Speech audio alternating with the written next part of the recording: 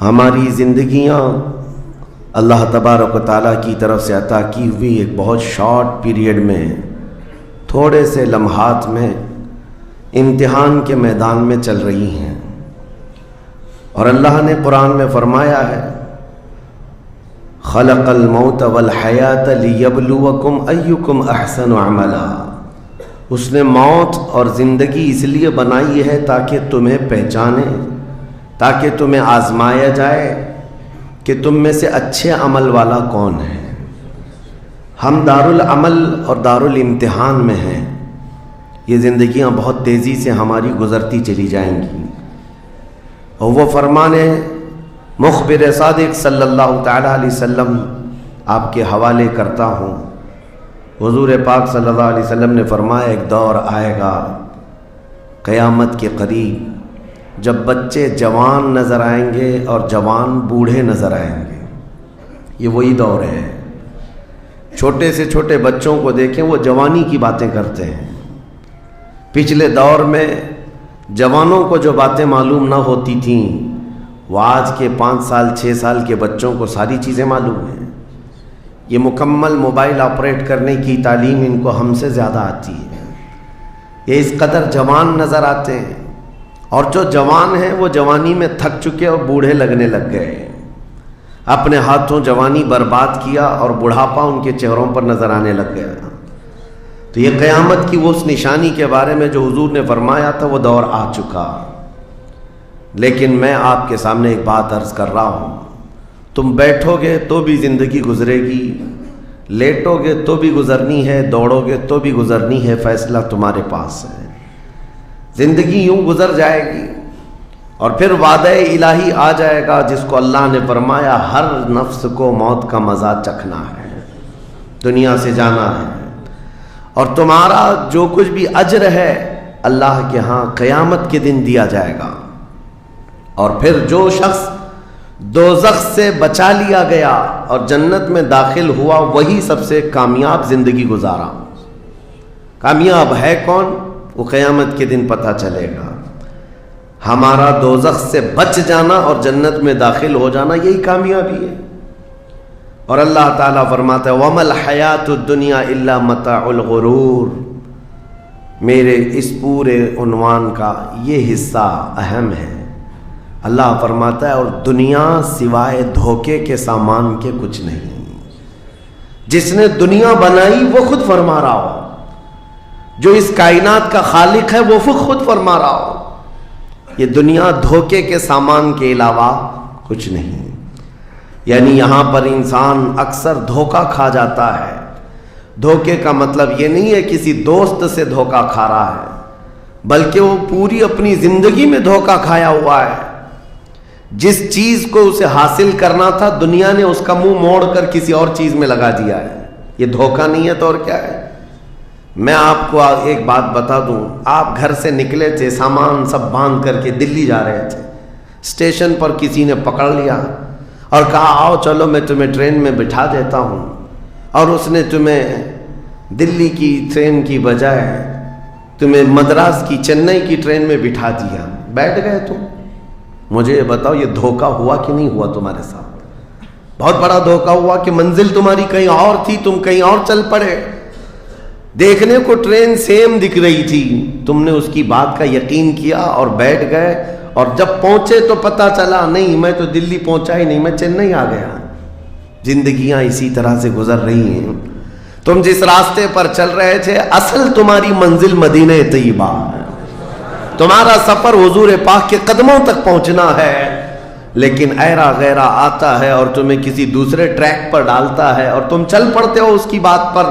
اسی لیے قرآن نے کہا، یہ دھوکے کے علاوہ کچھ نہیں ملتا یہاں پر۔ دنیا اور دنیا داروں پر تم کبھی بھروسہ نہ کرنا، تم اپنی منزل پر ہمیشہ توجہ رکھنا۔ تمہاری منزل یہ نہیں ہے۔ اسی لیے شاعر نے کہا تھا، غلط روی سے منازل کا بعد بڑھتا ہے، مسافروں روش کارواں بدل ڈالو۔ تم ٹیڑھے میڑھے چلتے رہو گے تو منزل لمبی ہو جائے گی، فاصلہ دور ہو جائے گا، اس لیے چلنے کا طریقہ بدل ڈالو، تمہارا سفر آسان بھی ہو جائے گا اور منزل جلدی پہنچ جاؤ گے۔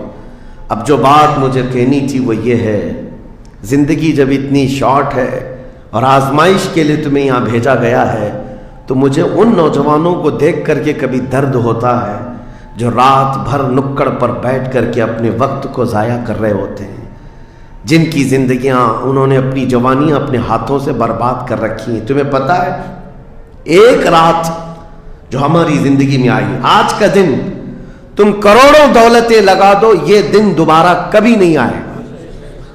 تمہاری زندگی میں کیا قیامت تک واپس نہیں آنا ہے اس دن کو۔ دنیا چل پڑی ہے، پیچھے کی طرف کبھی نہیں آئے گی۔ اللہ کا قانون ہے، یہ جو وقت گزر رہا ہے ہمارا، دوبارہ ہماری زندگی میں کبھی نہیں آنا ہے۔ لیکن کتنے مزے سے، کتنے ٹھاٹ باٹ سے نوجوان، ہاتھ میں کچھ نہیں، آس پاس کچھ نہیں، عمل بھی کچھ نہیں، ایسے بے فکرے ہو کر کے زندگی گزارتے ہیں۔ تو سوچنا پڑتا ہے جس امت کو پوری دنیا آگ میں جھلسا چکی ہو، پوری دنیا اس امت کو اپنے نشانے پر رکھی ہو، اس امت کا غیور نوجوان رات بھر گیم کھیلتے ہوئے گزارتا ہے، اسے کسی چیز کا احساس نہیں۔ مجھے بتاؤ کیا ہماری کیفیتیں ایسی نہیں ہو گئی ہیں جیسے برائلر چکن ہوتے ہیں، فارم مرغیاں ہوتی ہیں، ان مرغیوں میں سے قصاب کسی کو بھی پکڑتا ہے، کاٹتا ہے، دوسری مرغیاں تو چرنے میں مصروف رہتی ہیں، کوئی آواز نہیں ان کی۔ ایک مرغی کٹی، دوسری مرغی کٹی، وہ کٹتی چلی جاتی ہیں، باقی مرغیوں کو کسی چیز کا احساس نہیں۔ کیا یہ زندگی گزارنے کے ایسے طریقے نہیں ہو گئے؟ آج ہمیں روز اٹھنے کے بعد ایک نیوز پہنچائی جاتی ہے کہ تمہیں کاٹا گیا، تمہیں مارا گیا۔ نہ جانے ہم کتنی مسجدوں کے مینار گرتے ہوئے دیکھ رہے ہیں، کتنے اولیاء کاملین کے مزارات کو جلا کر خاک کرتے ہوئے دکھائے جا رہے ہیں، اور ہمارے امت کے ساتھ ہی نہیں، بانی اسلام کی عزت کے ساتھ مذاق یہ روزانہ نہیں چل رہا ہے۔ یہ تمام حالات کے بعد اب مجھے فکر اس بات کی ہوتی ہے، میاں جب ہمارے گھر میں جنازہ رکھا ہوتا ہے تو ہم کھانا تک نہیں بناتے چولہے پر گھر کے اندر، اور جب امت پر ایسے حالات گزر رہے ہوں تو کیا اس نوجوان کو یہ زیب دیتا ہے کہ وہ عیاشی میں رات گزارے؟ کیا اسے یہ زیب دیتا ہے کہ وہ نکڑ پر بیٹھ کر پوری رات کو تباہی کے اڈے پر گزارے؟ تمہارے ہاتھ میں تاش کے پتے، تمہارے ہاتھ میں شراب کی بوتلیں کیسے آ گئیں؟ یہ امت وہ ہے، تمہیں میں بتاؤں، جنگ تبوک ایک جنگ ایسی ہے حضور پاک صلی اللہ تعالیٰ علیہ وسلم کی زندگی پاک میں 900 کلومیٹر کا فاصلہ ہے مدینہ طیبہ سے۔ ہوا یہ تھا کہ ایک صحابی رسول حضور صلی اللہ تعالیٰ علیہ وسلم کے قاصد بن کر جا رہے تھے، اور بیچ راستے میں ایک عیسائی بادشاہ کے گنڈوں نے اس صحابی رسول کو گرفتار کیا اور ان کو ٹکڑے ٹکڑے کر قتل کر دیا۔ موب لنچنگ اس زمانے میں بھی ہو رہی ہوتی۔ یہ خبر جیسے ہی مدینہ طیبہ پہنچی، وہ لوگ ایسے نہیں تھے کہ انا للہ پڑھ کر خاموش ہو جاتے ہیں۔ صحابہ کرام کا جم غفیر مدینے میں جمع ہوا، عرض کیا یا رسول اللہ صلی اللہ علیہ وسلم آپ کا حکم کیا ہے؟ نبی کریم صلی اللہ تعالیٰ علیہ وسلم نے صحابہ کرام کو بھیجا، اس میں سپہ سالار کی تعداد کئی صحابہ کی تھی، اور جب یہ لشکر جرار مدینہ طیبہ سے نکلا 900 کلومیٹر دور چل کر کے گئے، اور وہاں جا کر کے جن لوگوں نے حضور کے ایک غلام پر ہاتھ اٹھایا تھا ان کے بخیے کھڑا کر دیے، اور ان کو الٹ پلٹ کر کے آئے اور لوگوں کو یہ میسج دیا تھا کبھی حضور کے غلاموں کی طرف چھیڑ خانی نہ کرنا ورنہ پورا مدینہ باہر آ جائے گا۔ یہ یونٹی، یہ اتحاد، ان کے اندر یہ احساس میرے آقا صلی اللہ تعالیٰ علیہ وسلم نے پیدا کر رکھا تھا کہ کل مؤمن جسد واحد۔ حضور صلی اللہ تعالیٰ علیہ وسلم نے فرمایا کہ پورا جتنے مومن ہیں وہ سب ایک جسم کی طرح ہیں، ایک جسم کی طرح ہے۔ اذا اشتکى عضو تداعى له سائر الجسد بالسحر والحمى، جیسے ایک پارٹ کو اگر درد ہوتا ہے تو پورے جسم میں بخار آتا ہے۔ مومنوں کی کیفیت یہ ہونی چاہیے، لیکن احساس دھیرے دھیرے ختم ہوتا چلا گیا۔ آج ہماری پستی کا ایک سبب یہ بھی بتایا جاتا ہے، جس کو شاعر نے کہا تھا قوت فکر و عمل پہلے فنا ہوتی ہے جب کسی قوم کی شوکت پہ زوال آتا ہے۔ سوچنے سمجھنے کی صلاحیت پہلے ختم ہو جاتی ہے۔ آدمی سوچتا نہیں، سمجھتا نہیں، بس اپنے وقت کو ضائع کر رہا ہے، برباد کر رہا ہے، بیٹھا ہوا ہے، گپیں لگا رہا ہے۔ میں آپ کو بتاؤں، ہماری عمروں کا احتساب ہونا چاہیے۔ ہماری زندگی کو گن کر کے دیکھیں، کتنے سال کے ہیں ہم؟ 25 سال، 30 سال، 35 سال، 40 سال، اور اس کے بعد گنو ہم سے کیا ہو سکا ہے اس دنیا میں۔ ہم اس دنیا میں کیا کر چکے اب تک؟ ہم سے کچھ نہیں ہوا۔ اگر تاریخ میں آپ کو بتاؤں میرے عزیزو، آپ کو پتہ ہے اس ہندوستان کی سرزمین پر سب سے پہلے لشکر اسلام کی سپہ سالاری کرتے ہوئے آنے والا ایک نوجوان محمد بن قاسم 10,000 کا لشکر لے کر عرب سے آیا تھا اور پرچم اسلام لہرایا تھا۔ تاریخ میں آج بھی رقم ہے۔ اپنے پنڈتوں نے بھی اس تاریخ کو لکھا ہے، ہاں پنڈتوں نے بھی لکھا ہے۔ اور یہ محمد بن قاسم 10,000 کی سپہ سالاری کے ساتھ ہندوستان میں آ کر اسلام پھیلایا۔ عمر کیا تھی؟ صرف 19 سال کی عمر تھی۔ 19 سال کی عمر میں یہ عظیم کارنامہ انجام دینے والا، انہوں نے اپنی عمر کا صحیح استعمال کیا، اپنی ایج کو برباد نہیں کیا، ضائع نہیں کیا۔ طارق بن زیاد، جس کا یورپ بھی قائل ہے، جبل الطارق آج بھی ایک مقام ہے یورپ میں جس کو جبرالٹر کہا جاتا ہے، یہ حضرت طارق بن زیاد کے نام سے ہے۔ یہ پہلا سپہ سالار ہے جس نے پوری دنیا کے سامنے وہ عزم پیش کیا تھا۔ یورپ کی سرزمین پر جب کشتیاں لے کر پہنچے تھے یہ مومنین کی تعداد، وہ طارق بن زیاد ہی ہے جس نے پوری کشتیوں کو آگ لگا دیا تھا۔ کہا تھا کہ ہم پیچھے مڑ کر جانے والوں میں سے نہیں ہیں۔ جتنے ساتھ آئے تھے سمندر پار کر کے، کشتیوں کا سفر تھا، کشتیاں لکڑی کی بنی ہوئی، آگ لگا دیا اور کہا اب اس عزم کے ساتھ اترو، یا تو ہماری قبر بنے گی یا تو ہمارا جھنڈا لہرائے گا۔ میرے عزیزو، عمر 22 سال کی تھی طارق بن زیاد، اور ایک دو نہیں، میں تمہارے سامنے مثالیں رکھوں۔ ہندوستان کی سرزمین پر ایک ولی کامل کی آپ کو میں تاریخ اگر بتاؤں، جو سرکار سیدنا غریب نواز رضی اللہ تعالیٰ عنہ سے بھی 200 سال پہلے اس ہندوستان کی سرزمین پر تشریف لائے اور اسلام کی خاطر لڑتے لڑتے شہید بھی ہو گئے، اور جن کا لقب سلطان الاولیاء ہے، سیدنا سالار مسعود غازی رحمۃ اللہ علیہ، ان کے متعلق یہ فرمایا گیا وہ سلطان الاولیاء ہے ہندوستان کے، اولیاء اکرام کے بادشاہ کی حیثیت ہے۔ سرکار غریب نواز سے بھی پہلے آئے، لیکن ان کی عمر ان کی شہادت کے وقت 19 سال کی تھی۔ صرف 19 سال کی عمر میں وہ مقام عظیم پا لیا۔ ہماری تو زندگی کی عمریں پتہ نہیں کتنی چلی گئیں، اور ہم میں سے کوئی کارنامہ نہ ہو سکا، کارنامہ نہ صحیح زندگی گزارنے کا سلیقہ بھی نہیں آ سکا۔ کارنامے نہ ہو تو الگ بات ہے، لیکن مسلمان تو بن جاتا کوئی۔ عزیزان گرامی وقار، میں آپ کو ایک بات بتا دوں، جو زندگی ملی ہے کچھ ایسا کر جاؤ کہ تمہاری تاریخ رقم ہو جائے، ورنہ قبرستان جا کر کے دیکھنا، وہاں تو لکھے ہوئے کتبے بھی مٹ گئے، قبروں میں کون سویا ہے ان کو بھی لوگ فراموش کر چکے، بھول گئے، سب بھول گئے۔ لیکن کچھ ہستیاں ہیں جو ہمیشہ آباد رہتی ہیں، یہ وہ لوگ ہیں جنہوں نے اس روئے زمین پر اپنی ذات کے لیے نہیں، اللہ کی رضا کے لیے جیا کرتے تھے، اللہ کی رضا کے لیے جیا کرتے۔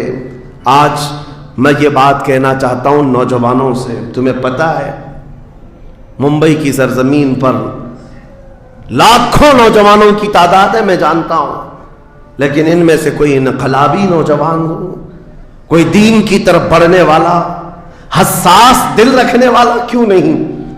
خاص طور پر آپ کے ان علاقوں میں تو نشہ اتنا عام کر دیا گیا ہے، ہم دور دراز علاقوں سے سنتے ہیں کہ مسلمانوں کی میجورٹی والے علاقے، یہاں نشہ بکتا بھی ہے، کرتے بھی ہیں، رات بھر اسی میں پڑے رہتے ہیں۔ کس نے اس دنیا میں تمہیں ملوث کیا ہے؟ یہ وہ قوم ہے جو قیصر و کسریٰ کو گھٹنے پر لے آئی تھی، یہ وہ قوم ہے جس نے دریائے دجلہ میں گھوڑے دوڑا دیے تھے، یہ وہ قوم ہے جس نے افریقہ کی جنگلوں میں بھی اذانیں دی تھی، یہ وہ قوم ہے جس نے یورپ کے کلیساؤں میں کلمہ توحید کو بلند کیا تھا، لیکن آج اسی قوم کی حال یہ ہے کہ دنیا ہر گھڑی ہمارے اعمال کو نشانہ بنا کر کے ہمیں ڈیگریڈ کرتی جا رہی ہے۔ سمجھ جاؤ میرے عزیزو، کب تک اس زندگی کا اس طرح سے چلے گا؟ کیونکہ میرے آقا صلی اللہ تعالیٰ علیہ وسلم کو آج آپ کے سامنے میں یہ بات رکھتا ہوں، حضور اکرم صلی اللہ تعالیٰ علیہ وسلم کو آپ کیا سمجھتے ہیں؟ اپنی قبر انور میں وہ زندہ ہیں؟ ہم تو سنی ہیں۔ حضور اکرم صلی اللہ تعالیٰ علیہ وسلم اپنی قبر پاک میں زندہ ہیں، لیکن یہ بات بھی سمجھ کے چلو، حضور نے فرمایا ہر جمعرات کو میری پوری امت کے اعمال میرے پاس پیش کیے جاتے ہیں۔ تم میں سے، ہم میں سے، سب کے اعمال ہر جمعرات کو حضور کے پاس فرشتے سناتے ہیں، فلاں بن فلاں نے ہفتہ بھر یہ کام کیا ہے۔ حضور فرماتے ہیں اگر برے اعمال پیش ہوتے ہیں تو مجھے غم ہوتا ہے، میں استغفار کرتا ہوں اللہ کی بارگاہ میں، اور اچھے اعمال آتے ہیں تو شکر بجا لاتا ہوں، اس کے لیے دعا کرتا ہوں۔ عزیزان گرامی وقار، کبھی پلٹ کر کے زندگی میں دیکھنا کتنے جمعرات ایسی چلی گئی ہوں گی جس میں ہمارے کون سے اعمال فرشتے لے جا کر کے سنا رہے ہوں گے۔ حضور اکرم صلی اللہ تعالیٰ علیہ وسلم کی بارگاہ میں جب ہمارے اعمال یہ کہہ کر سنائے جائیں، آقا آپ کا فلاں امتی بے خبر ہے، نہ نماز پڑھتا ہے، نہ ہی آپ پر درود پڑھتا ہے، نہ ہی وہ کبھی نیکیوں کی طرف آتا ہے، وہ تو گانوں کی دھن پر جی رہا ہے، صبح اٹھتا ہے، شام ہوتی ہے تو اس کو تو فلموں کے نغمے یاد ہیں، آپ کا کوئی قول یاد نہیں۔ بتاؤ میرے آقا صلی اللہ تعالیٰ علیہ وسلم کو فرشتے جب ہمارے متعلق یہ خبر دے رہے ہو، کیا حضور پاک صلی اللہ تعالیٰ علیہ وسلم کو اس بات کا قلق نہیں ہوتا؟ یہ وہ امت ہے جس کے لیے میں رات رات بھر کھڑے ہو کر دعا کرتا تھا، آج یہ ہم کو فراموش کی ہوئی ہے۔ زندگی گزارنے کا مقصد سمجھ جاؤ میرے عزیزوں، اسی لیے میں آپ کو کہتا ہوں کہ زندگی یہ نہیں ہے، حضور تاج الشریعہ رحمۃ اللہ علیہ نے فرمایا زندگی یہ نہیں ہے کسی کے لیے، زندگی ہے نبی کی نبی کے لیے، نہ سمجھ مرتے ہیں زندگی کے لیے، جینا مرنا ہے سب کچھ نبی کے لیے۔ جو لوگ یہ سمجھ جائیں اس نقطے کو، انہوں نے زندگی کی مرادوں کو پا لیا ہے، وہ حصولیاب ہو چکے ہیں۔ لیکن جو اب تک بھٹکے ہوئے ہیں ان کو میں دعوت فکر دوں گا، ایک بار سوچ لو، ایک بار سوچ لو، ویسے ہی دنیا ختم ہونے والی ہے اور تمہاری موت آنے والی ہے، ایک بار سوچ لو، ایک بار سوچ لو کہ ہمارے ساتھ آخرت میں ہونا کیا ہے، قبر میں ہمارے ساتھ بیٹھنے والا کون ہے، ہمارے ساتھ تنہائی کا نگہبان کون ہے، اور محشر کے اس بھرے میدان میں ہمارا ہاتھ پکڑنے والا کون ہے۔ جب بار بار یہ سوچو گے تو اس فکر کو پہنچو گے کہ وہ صرف اور صرف ایک ہی ذات ہے، کون دیتا ہے دینے کو منہ چاہیے، دینے والا ہے سچا۔ حضور پاک صلی اللہ تعالیٰ علیہ وسلم کی طرف لو لگا دو۔ اس کو جن لوگوں نے اپنی زندگی میں پہچان لیا وہ امام اہل سنت بن گئے، مجدد وقت بن گئے۔ اعلیٰ حضرت امام اہل سنت فاضل بریلوی رحمۃ اللہ تعالیٰ علیہ کے متعلق ایک بات میں آپ سے کہوں، وہ بڑے عالم تھے، بڑے فقیہ تھے، بڑے محدث تھے، اور بہت سارے علوم پر انہیں مہارت تامہ حاصل تھی، سب اپنی جگہ پر، لیکن یہ سارے علوم نے مل کر اعلیٰ حضرت کو اعلیٰ حضرت نہیں بنایا۔ ان کو اعلیٰ حضرت بنانے والی چیز حقیقت میں عشق رسول ہے۔ حضور پاک صلی اللہ تعالیٰ علیہ وسلم سے بے انتہا لگاؤ یہ مقام پیدا کر دیتا ہے، یہ مقام۔ ورنہ عالم تو بہت سارے، کتابیں لکھنے والے بھی بہت سارے، لیکن جس نے عشق کی بولی بولی دنیا اس کو پہچاننے لگ جاتی ہے، دنیا اسے پہچاننے لگ جاتی ہے۔ زندگی کا مقصد وہ سمجھ گئے کہ ان کی غلامی کرنے میں ہی یہاں پر عروج و ترقی ہے۔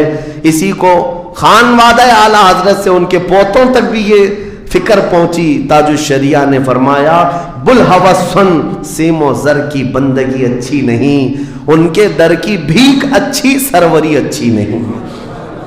تم جو سوچ رہے ہو زندگی کے طور طریقے ایسے ہونے چاہیے، ویسے ہونے چاہیے، گزار لو جتنے دن چاہے، بڑے بڑے بنگلوں میں، بڑی بڑی گاڑیوں میں، بڑی جائیدادوں میں، لیکن زندگی میں وہ عزت نہ پاؤ گے جو میرے مصطفیٰ کے قدموں میں ملے گی۔ جو حضور کی غلامی میں ملے گی وہ عزت نہیں پا سکتے۔ عزیزان گرامی وقار، نبی کریم صلی اللہ تعالیٰ علیہ وسلم کے ان صحابہ کو دیکھتے ہیں جنہوں نے زندگی کو ضائع نہیں کیا، ایک پل بھی ضائع نہیں کیا۔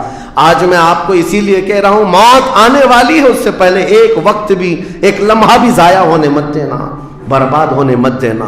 جو وقت ہے، میں مصر میں دیکھتا تھا بسوں میں بھی اور کبھی کبھار ٹکٹ کاؤنٹر پہ جو لائن لگی رہتی تھی، ایک اسٹیکر لگایا گیا تھا، اکثر جگہوں پر یہ اسٹیکر پڑھنے کو ملتا تھا، اجعلوا الانتظار فی الاستغفار۔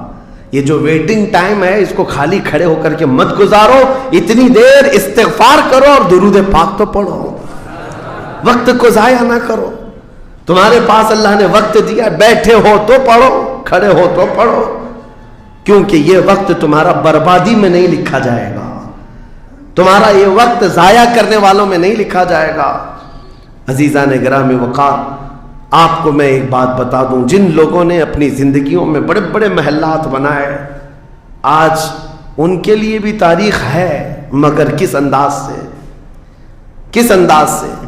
آج دنیا نے آپ کو ایسے ڈائیورٹ کر رکھا ہے، جو کام ہونے کے تھے وہ نہیں کرنا ہے آپ کو، لا یعنی کاموں میں مصروف ہو گئے، جو چیز تمہارے حصے کی تھی نہیں اس پر انرجی خرچہ کرتے رہ گئے، اور جو چیز تمہارے کام کی تھی اس کو تو بھول ہی گئے۔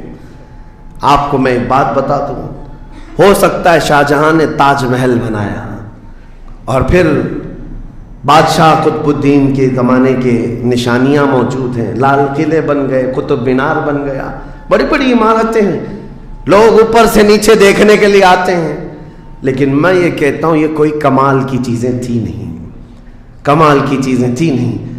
لاکھوں لوگوں کی محنتیں بھی لگی، پیسہ بھی لگا، اور بڑی عمارتیں کھڑی کر کے چلے گئے۔ ہزاروں کی تعداد میں تاج محل میں لوگ جاتے ہوں گے، تاریخ تو لوگوں کو تھوڑی بہت تو پتہ ہوگی کہ اپنی بیگم کی محبت میں بنایا ہوا ایک محل ہے، اور بیگم کی قبر بھی وہاں ہے، لیکن جانے والے کبھی کسی کو سنا ہی نہیں کہ ایک فاتحہ بھی کوئی پڑھتا ہوا نظر آتا ہے۔ وہ تو پکنک پوائنٹ ہے، ٹورسٹ ایریا ہے، جائے دیکھے آئے۔ لیکن میرے عزیزو، یہ بڑے بڑے محلات اپنی ناموری کے لیے بنا کر تو چلے گئے، لیکن آؤ بریلی شریف کی سرزمین پر ایک مدرسہ جو اعلیٰ حضرت نے بنایا، مبارک پور کی سرزمین پر جامعہ اشرفیہ جو حضور حافظ ملت نے بنایا، یہ عمارتیں آج بھی دعوت دے رہی ہیں، ایک دو نہیں، ہر سال ہزاروں کی تعداد میں عالم اور مفتی وہاں سے نکلا کرتے ہیں۔ یہ کام کی چیزیں تھی جو بزرگوں نے کر دیا کہ امت کو ایسا کچھ دے جاؤ کہ وہاں سے آنے والا کچھ فیض اٹھا کر کے جائے۔ تاج محل لے کر کے کیا کرنا ہے؟ پیسے کمانا ہے یا ٹورسٹ ایریا بنانا ہے؟ لیکن ایک ایسا ادارہ جس میں پڑھ کر کے دنیا روشن ہوتی اور آخرت بھی روشن ہوتی۔ ہم سنیوں کے ہاں یہ چیزوں کی ضرورت تھی، ہمیں لا یعنی چیزوں میں مصروف کر دیا گیا ہے۔ میں اب تو آپ کو پتہ ہی ہوگا، مجھے تو جلسوں والا آدمی بنا دیا گیا، جہاں دیکھو پروگرام جلسے۔ میں اصل میں جلسوں والا آدمی تھا ہی نہیں، میں فیلڈ ورک کرنا پسند کرتا ہوں، کسی علاقے میں رہ کر کے قرآن کی تفسیر کرنا اور لوگوں کے درمیان رہنا۔ لیکن مسلسل سفر کا ایک تجربہ میں آپ کو بتا رہا ہوں، ہوں گے یہاں پر بھی بہار بنگال والے، سب ہوں گے، بہار والے، بنگال والے، جھارکھنڈ والے اتنے جلسے کرتے ہیں، 365 دن بھی اگر ان کو تاریخ دی جائے تو بھی کم ہے۔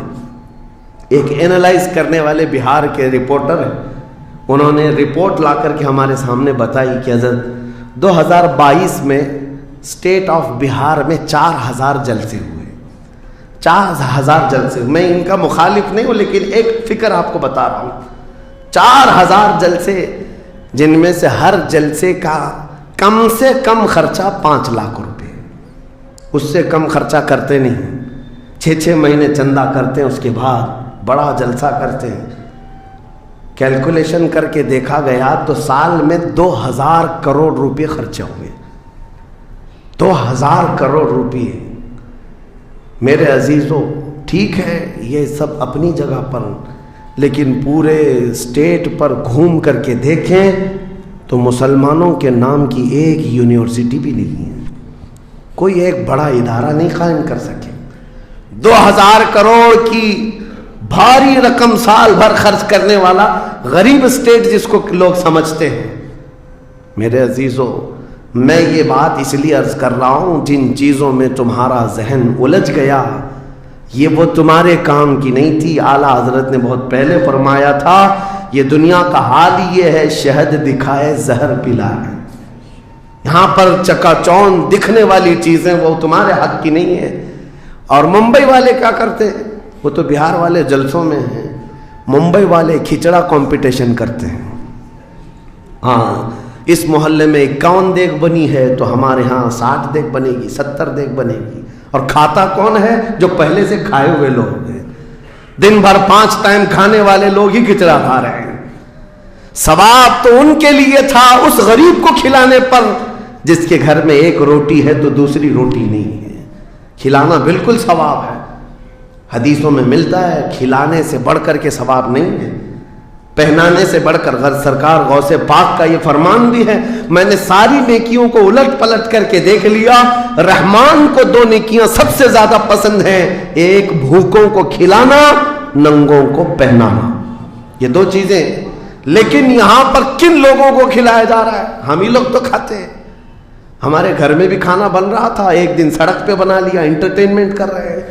और इस पर आप ये न समझें कि मैं इन तमाम चीज़ों का मुखालिफ हूँ। करो, जितनी हैसियत है उतनी करो, लेकिन ये नहीं है कि हमारा सारा का सारा दारो मदार इसी पर है। सुन्नियत इसी का नाम नहीं। होना तो ये चाहिए ताकि हमारे पास ऐसा मजबूत किला होता जो हर जमाने में मेरे मुस्तफ़ा की इज्जत पर पहरा देने वाले सिपाही वहां पर तैयार हो रहे होते। हमारे पास नहीं है उन तमाम चीज़ों की। इसलिए मुझे दर्द होता है इस बात का कि हमने जिन चीज़ों के लिए अल्लाह ताला से अमानत ली थी, हमें अल्लाह ताला ने नवाजा था, वो हमारी रकम भी गलत जगह जाती है, हमारी ज़िंदगी का वक्त भी गलत जगह जा रहा है। अजीज़ान गिरामी वक़ा, इन सब चीज़ों का सवाल होगा क़यामत के दिन हमसे, हर चीज़ का सवाल होगा। अगर हमने वक्त को ज़ाया किया है और अपना माल भी गलत जगह इस्तेमाल किया है, हर जगह हमारी पकड़ होगी, हमारी पकड़ होगी। एक हफ्ता कबल मैंने सुना, हमारे चाहने वाले हैं अजीज़, उन्होंने कहा एक दरगाह पे गए थे, सुना है एक बहुत बड़े सेठ हैं, वो 2.25 करोड़ का सिर्फ दरवाज़ा बना रहे हैं अल्लाह के वलियों के आस्थानों पर। मेरे अजीज़ों, ये अल्लाह के वो वली हैं, न तुम्हारे दरवाजे के मोहताज हैं, न तुम्हारी चादर के मोहताज। उनके इंतकाल के बाद जो उनको अल्लाह ने मकामात दिए वो तुम नहीं पहुंचा सकते। वो तो अल्लाह ताला के रहमत में है, जिन्हें अल्लाह ताला जन्नत के जोड़े पहना चुका हो, जिनके लिए जन्नत की हवाएं चल रही हों। उन औलिया के मिशन को जिंदा करना हकीकत में इसाले सवाब। उनके लिए सबसे बड़ी नजर और नियाज यही है। माररा मुतहरा में हाजिर था, बड़ी खुशी हुई। साहबे सज्जादा ने बढ़ करके ये ऐलान किया था, आने वाले ज़ायरीन जितने सुन्नी आते हैं, हम उन सब से कहते हैं कि हमारे औलिया जितने यहाँ आराम कर रहे हैं, इन औलिया को जो चादरें डालनी थी वो हम डाल चुके। तुम्हारी तरफ से अब किसी चादर के लाने की जरूरत नहीं, और अगर लाना ही चाहते हो एक दुपट्टा ले जाओ और गरीब बहन के सर पर ओढ़ा दो। ये पैगामात थे खानकाहों के। हकीकत में यही उम्मत का काम है। अजीज़ान गिरामी वक़ा, लायानी कामों में पढ़ कर के हमारा वक्त जो बर्बाद हुआ उसकी तलाफी मुश्किल है, बहुत मुश्किल है। इसलिए मैं सिर्फ ये मैसेज देना चाहूँगा कि ज़िंदगी के उस पॉइंट पर आज हम आ चुके हैं जहाँ आंधियाँ तूफान हर तरह से एक बहुत बड़ी आजमाइश में हम गिरफ्तार हैं। किन किन चीज़ों का इलाज किया जाए समझ में नहीं आता। कभी कभार मैं बैठकर सोचता हूँ, घर में अगर गैस का पाइप भी लीक हो गया, आग भी लगी है, पानी का पूरा फव्वारा भी आ रहा हो, कचरा भी गिरा हो, तो आदमी सोचने लग जाता है किस चीज़ को रोकूं, पानी को रोकूं, गैस को रोकूं, आग को रोकूं, कचरा उठाऊं, क्या करूं समझ में नहीं आता। ये हालात आज हमारे साथ ऐसे ही हो गए, हम किन किन चीज़ों का मुकाबला करें समझ में नहीं आता। اور پھر اس پر مزید جب ہم اپنی قوم کی طرف دیکھتے ہیں، یہ تو گیم چلاتے ہوئے مزے سے بیٹھے ہوئے ہیں، ایسا لگتا ہے انہیں کسی چیز کی فکر ہی نہیں۔ شاعر نے کہا تھا جگہ جگہ کے تھک چکے ہیں تمہیں یہ ہنگامے، نشاط لذت خواب گراں بدل ڈالو، اٹھو وہ گرنا حشر نہ ہوگا پھر کبھی، دوڑو کہ زمانہ چال اپنی چل گیا۔ میرے عزیزوں، بس وقت کا احساس تمہارے اندر آ جائے، ضائع نہ کرو۔ میرے آقا صلی اللہ تعالیٰ علیہ وسلم کی ایک بات میں تمہیں بتا دیتا ہوں۔ آپ یہ سوچتے ہیں بہت سارے نوجوان خالی فالتو اسی لیے بیٹھے ہوئے، میرے سٹیٹس کے مطابق کام نہیں ملتا، میرے سٹینڈرڈ کے مطابق مجھے کام نہیں ملتا، برباد کیے جا رہے ہیں اپنی زندگی اور لوگوں پر بوجھ بنے ہوئے ہیں۔ میں ان کے بارے میں بتاتا ہوں۔ سید الانبیاء رسول مختار صلی اللہ تعالیٰ علیہ وسلم اگر وہ چاہیں تو روزانہ ان کے گھر جنت کا دسترخوان اترے، اگر وہ چاہیں تو سونے اور چاندی کے محلات میں زندگی گزاریں، لیکن جانتے ہو نبی کریم صلی اللہ علیہ وسلم ایک دن سیدہ فاطمہ الزہرا کے گھر آئے، دیکھا حسنین کریمین تاک میں دبکے ہوئے بیٹھے، پیٹ پیٹ سے لگا ہوا ہے، آنکھیں اندر ہیں، حضرت فاطمہ بھی بیٹھی ہوئی، آواز کسی کی نہیں۔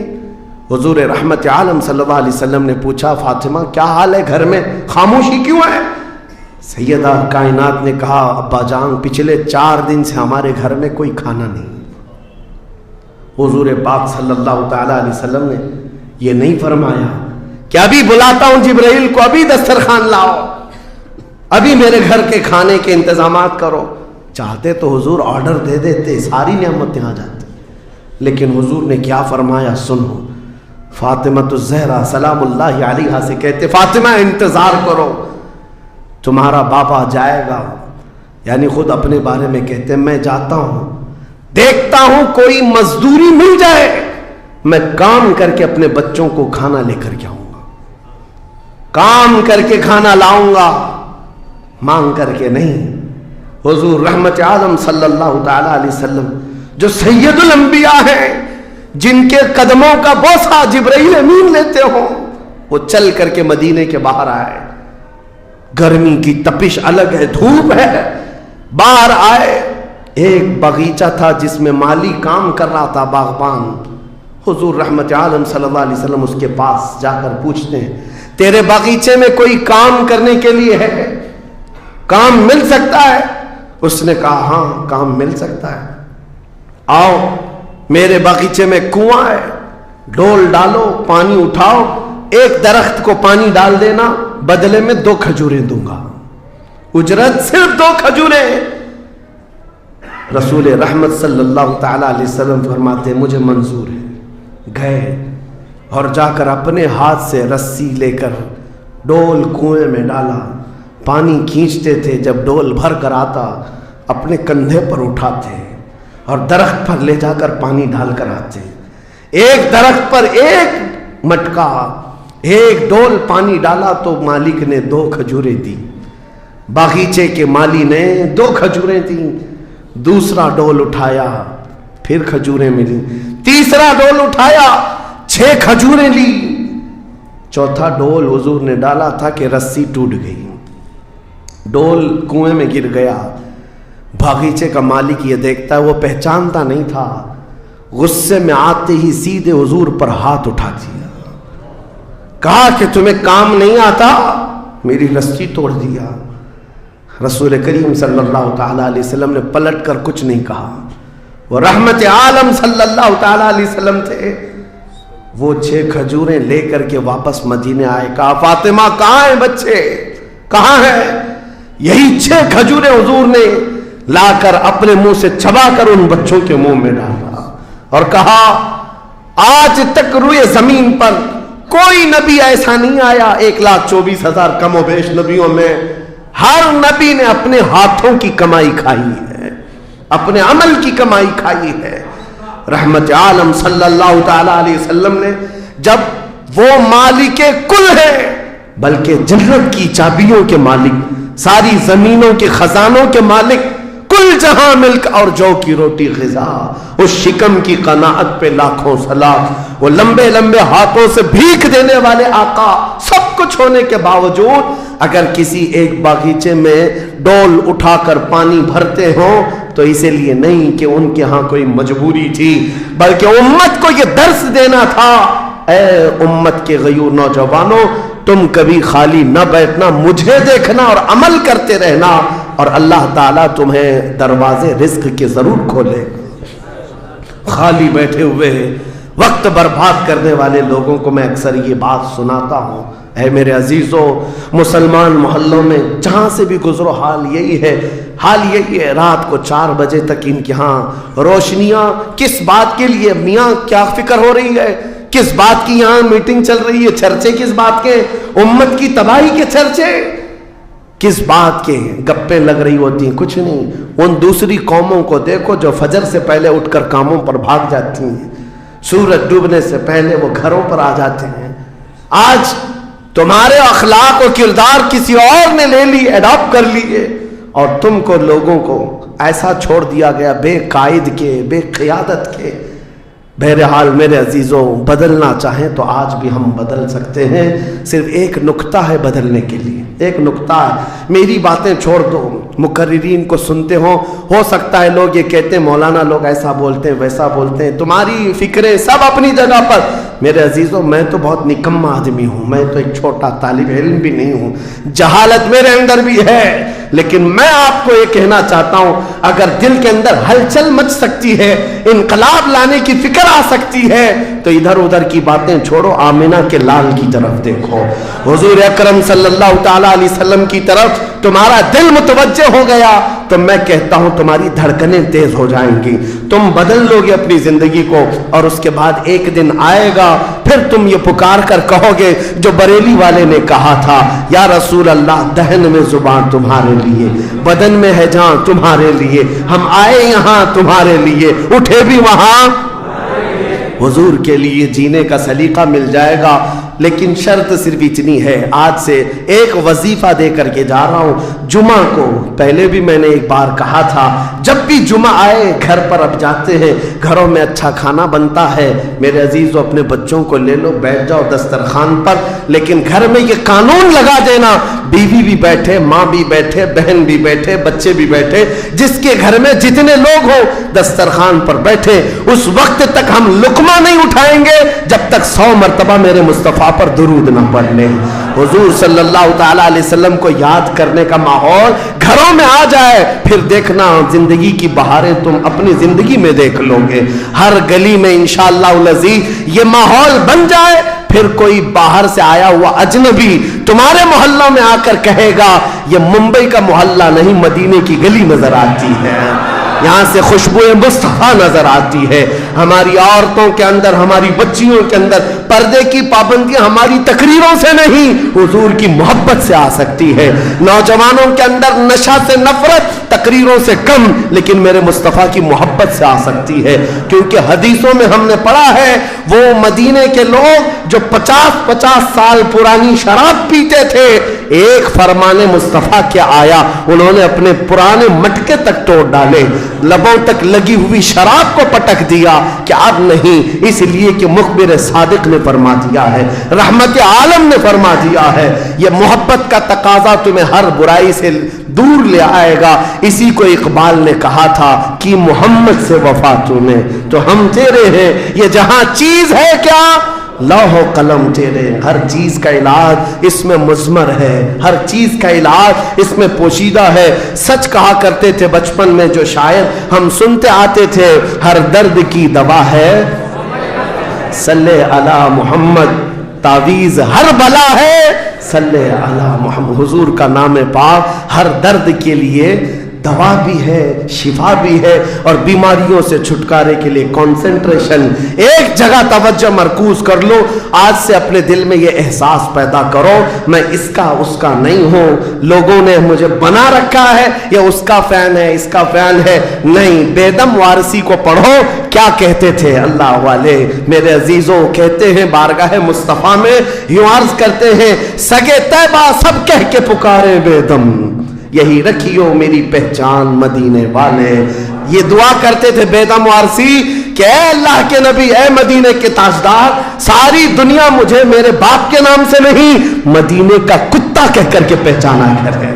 اپنی پہچان یہ بنا لیا کہ دنیا مجھے دیکھے تو آپ کے نام سے جوڑ کر کے دیکھے، یہ ان کا غلام ہے، یہ ان کا غلام ہے۔ اس بات پر تمہیں بھی فخر ہونا چاہیے۔ زندگی ایسی گزارو کہ دنیا تمہیں کسی اور کا نہیں، تاجدار مدینہ کا غلام کہنے لگ جائے۔ لیکن لوگوں کو آج تکلیف ہوتی ہے، تم تو اپنا سب کچھ بدلنے لگ گئے، داڑھی بھی نکال دو، ٹوپی بھی نکال دو، سیکولر بن کر کے گھومو تاکہ کوئی پہچان نہ پائے، تم خود پہچان نکالنا چاہتے ہو۔ میرے عزیزو، فخر کے ساتھ میں کہتا ہوں، آج ظالموں کو چوٹی رکھنے میں شرم نہیں آتی تو تمہیں حضور کی داڑھی رکھنے میں کیا شرم آئے گی؟ فخر سے کہو دنیا میں، میری داڑھی میری ٹوپی یہ میرا عمل نہیں ہے۔ دنیا اگر ننگا گھومنے پر فخر کرتی ہے تو میں آمنہ کے لال کے اخلاق پر فخر کرتا ہوں۔ فخر ہونا چاہیے کہ نہیں ہونا چاہیے؟ زندگی گزارنے کے طور طریقے یہ ہیں، ہم بہت جلدی حضور کے پاس جانے والے ہیں، بہت جلدی قبروں میں ان کی زیارت کرنے والے ہیں، بہت جلدی ہماری آنکھیں بند ہوں گی اور قبر میں لے جایا جائے گا اور وہاں پر حضور کا دیدار ہونا ہے۔ عقیدہ ہے یا نہیں؟ حضور کا دیدار ہونا ہے۔ تو میرے عزیزو، آج جمعہ کے لیے آتے ہو تو کپڑے بدل کے آ جاتے ہو، عطر لگا کے آ جاتے ہو، سرما لگا کے آتے ہو۔ زندگی ایسی گزارو، جس دن ملک الموت بلائے چلو چلنا ہے حضور کے پاس تو تیار رہو، وہ چہرہ لے کر جانا ہے جو حضور کو دکھانا ہے، جو حضور کو دکھانا ہے۔ سنی تو وہ ہے جو مرنے سے بھی نہیں ڈرتا اور یہ کہتا ہے کہ قبر میں جانے کے بعد بھی فرشتوں سے ہم یہی کہیں گے، اب تو پائے ناز سے اے فرشتوں کیوں اٹھو، مر کے پہنچا ہوں یہاں اس دل ربا کے واسطے، مر کے پہنچا ہوں یہاں اس دل ربا کے واسطے۔ حضور کے لیے جینے والا کبھی موت سے بھی نہیں بھاگتا، ڈرتا نہیں ہے۔ موت ان کے لیے حادثہ ہے جن کو جلنا ہے، جلنا ہے، جلنا ہے۔ ہمارے لیے حادثہ نہیں ہے۔ ہمارا عقیدہ یہ ہے، ہم ادھر آنکھیں بند کریں گے، ادھر زیارت مصطفیٰ ہوگی، حضور اکرم صلی اللہ علیہ وسلم کی رحمت میں جائیں گے۔ موت سے ڈرو مت، بھاگو مت۔ میرے عزیزوں، کسی انجان جگہ جا رہے ہو تو ڈرنا چاہیے۔ ہمارا ماننا یہ ہے جس دن ہم جائیں گے حضور بھی ہوں گے، صحابہ بھی ہوں گے، غوث و خواجہ بھی ہوں گے۔ انشاءاللہ العزیز زندگی ایسی گزارو کہ ان اکابرین کی جماعت میں ہم جائیں گے اور میرے آقا صلی اللہ تعالیٰ علیہ وسلم ہمیں قبول کر لیں گے۔ حضور تاج الشریعہ رحمت اللہ تعالیٰ علیہ اپنے جانے سے پہلے یہ فرما کر کے گئے اپنے ایک نعتیہ دیوان میں، یا رسول اللہ میں مروں تو میرے آقا یہ ملائکہ سے کہنا اسے کوئی مت جگانا، ابھی آنکھ لگ گئی ہے، ابھی آنکھ لگ گئی ہے۔ اللہ کریم ہمیں وہ زندگی عطا فرمائے جو دنیا کی تھکن سے چور ہو کر جب آخرت کے سفر پر جائے تو میرے آقا کی رحمت والی جھولیاں ہمیں سامنے نظر آئے، میرے آقا کا حسین چہرہ پاک ہمارے قبروں میں نظر آئے۔ اللہ کریم ہم سب کو زندگی ضائع کرنے سے محفوظ فرما دے، ہمیں کام والا بنائے، نفع والا بنائے، ہر طرح سے مولا